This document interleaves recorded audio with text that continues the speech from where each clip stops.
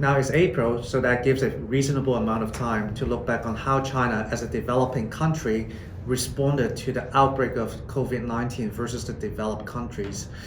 To contain COVID-19, it would require a quick and strict lockdown. Late reaction and response could pay a much higher cost.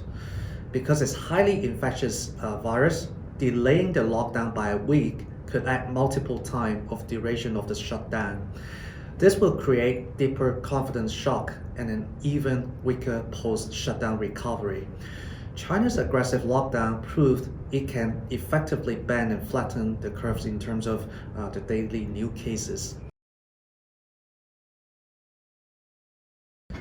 Due to the country lockdowns, we faced a simultaneous global demand and supply shock, and therefore our reaction to the event was swift to assess the COVID-19 impacts to the companies we invest and research.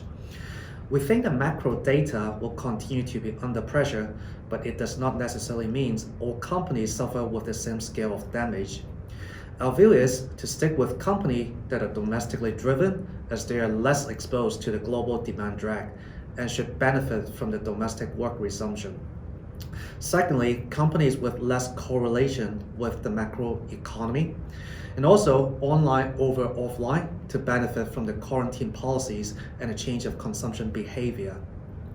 Based on all this, our positions are more focused on domestic consumer names, healthcare, education, e-commerce, technology hardware, and we're trying to avoid exporters, banks, materials, and utilities, as these are more linked to the macro environment.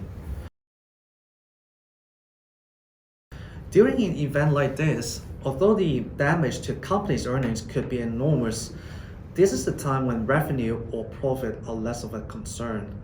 It's more on the safety represented by the strength of a company's balance sheets, because this gives you the indications on how it could sustain the operation of the business, how a company is geared and not overly leveraged to avoid liquidity problems. Therefore, a company with strong balance sheets tend to get through this kind of event easier than others who might face substantial financial issues. There are a few indicators showing emerging market presents more investment opportunities for medium to long-term investors, given developed market is likely to experience a negative growth environment on macro level, while emerging market could still provide positive growth in selective countries, namely North Asia. And secondly, the massive scale of policy easing, such as helicopter money in the US, is likely to drive US dollar weakness in the long run, which has traditionally benefited emerging markets. And lastly, after the recent corrections, valuations in selective emerging market countries are looking more attractive, which are now back to the 2008 global financial crisis level. From a historical perspective, the hit rate of getting positive return is high at these valuation levels.